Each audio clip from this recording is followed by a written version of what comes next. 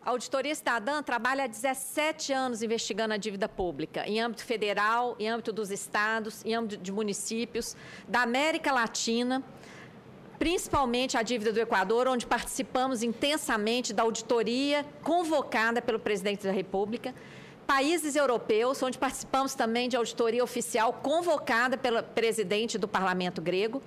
Então, essas experiências, além de outras não institucionais, nos permitiu identificar um mesmo modus operandi, a utilização do endividamento público às avessas.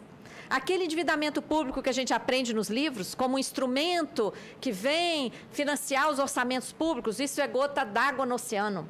O que a gente tem encontrado são esses mecanismos financeiros em toda parte. Aqui no Brasil, historicamente, está lá no material que eu deixei, mas nós tivemos elevação unilateral de taxas de juros pelos credores. Assunção de dívidas privadas que foram transformadas em dívidas públicas, tanto em âmbito federal como em âmbito dos estados e municípios. Renúncia à prescrição de dívida, uma fortíssima suspeita. E depois essa dívida, provavelmente prescrita, foi trocada por títulos em Luxemburgo, paraíso fiscal. E esses títulos foram transformados em dívida interna, no momento em que a dívida interna pagava 50% de juros, dando pontapé à explosão da dívida interna, e depois foram também trocados, aceitos como moeda para comprar empresas privatizadas. E mais ultimamente, esse swap, a compromissada, contabilização de juros como amortização, esses novos esquemas que geram dívida. Então, olha, é muita corrupção mesmo. No caso do déficit, a falácia do déficit. Por que não consideram todas as fontes? Isso pode sim ser considerado um ato de corrupção. Por que incluem os regimes próprios, sabendo que a Constituição separa isso da Seguridade Social? Por que não computam a DRU, esse desvio, e falam que tem déficit? Além de não considerar as desonerações e as dívidas. Isso pode ser considerado fraude, sim. Em relação aos grandes devedores, o senhor tem razão. Isso tem que ser revisto. E por que isso se agravou? Se agravou porque foi aprovada lá em 96 uma lei 9.430, que nós já apresentamos várias propostas de revogação disso, inclusive quando eu fui presidente do Sindicato de Auditores, porque essa lei modifica, ela descriminaliza o crime contra a ordem tributária. E o que ela diz? Basta efetuar o pagamento e não é crime mais. Então, isso é um incentivo à sonegação. O que passou a acontecer a partir disso? Um aumento brutal da sonegação. E aí, o que fazem os sonegadores? Se eu for pego, eu vou lá e pago. E estou livre do crime. E se eu não for pego?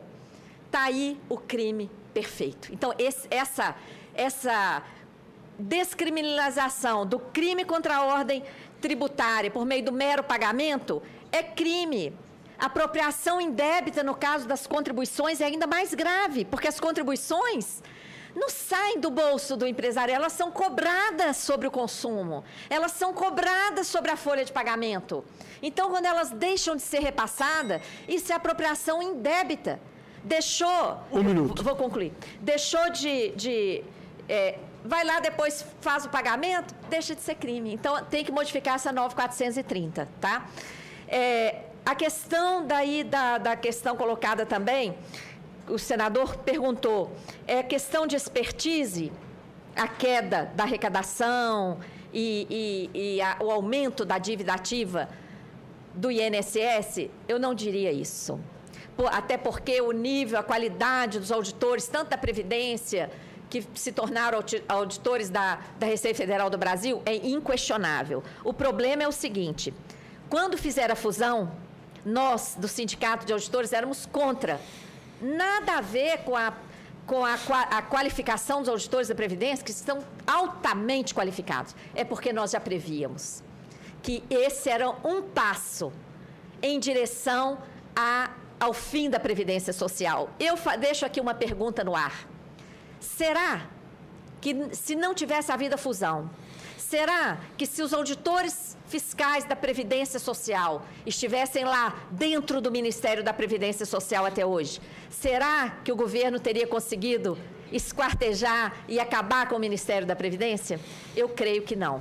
E o que há hoje é claramente uma preferência pela destinação do trabalho qualificado do conjunto de auditores para o imposto de renda e tributos vinculados ao imposto de renda, ao contrário da fiscalização do INSS. Isso pode ser comprovado a um questionamento formal à administração tributária, porque, como o senhor sabe, eu já me aposentei e não tenho como verificar isso. Faremos isso. Tá? Muito grata, uma honra, e ficamos à disposição para continuar contribuindo com essa importantíssima CPI sobre a Previdência Social, e responderemos por escrito, estaremos à disposição para quaisquer outras contribuições técnicas. Muito bem, meus parabéns.